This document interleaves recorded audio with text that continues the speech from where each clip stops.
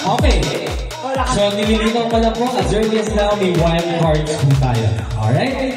So, once I'm done announcing the grand finalists, kindly stay put, Hunks, because we do have wild card. Wild card again will be on November 22nd, and you will have another chance to prove yourself again.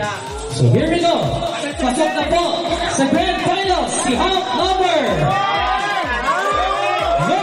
2.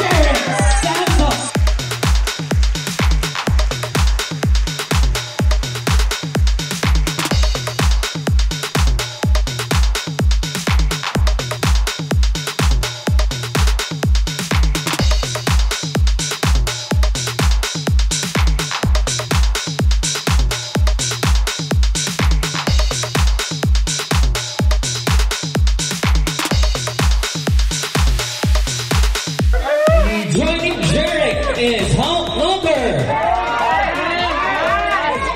Sinisigaw nila, narinig ko, Hunk number 1, Zay Rodriguez.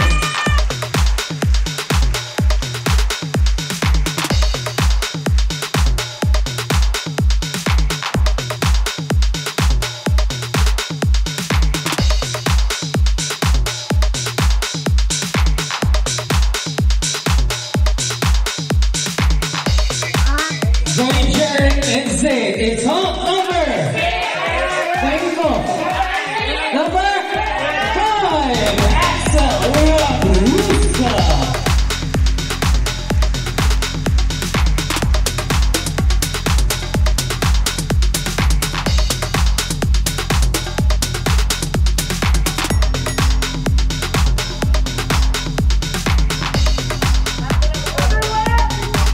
Alright. Tatlo na po yung natawag ko.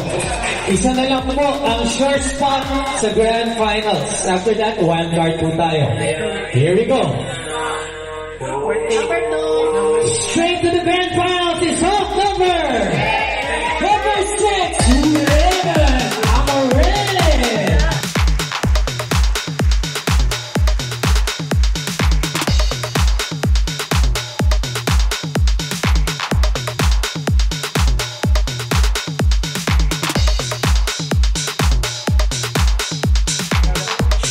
Siya na sir nung set, kaya nakita ko nakatayo. Nasa siya?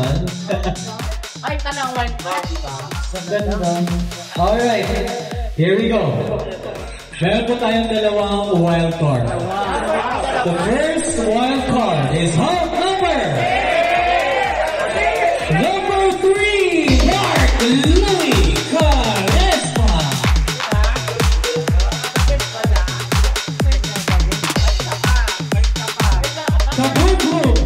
Magkikita ulit tayo sa elimination round sa wild card. Alright. Unfortunately, isa na lang po ang tatawagin ko for our wild card.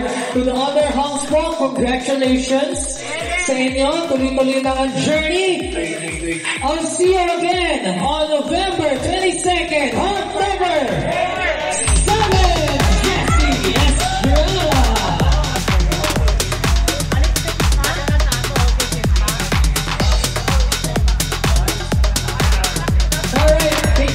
Ladies and gentlemen, here we go. Our grand finalists and our wild cards. Magkita-kita ulit tayo sa susunod na linggo. Pahinga mo muna tayo next week.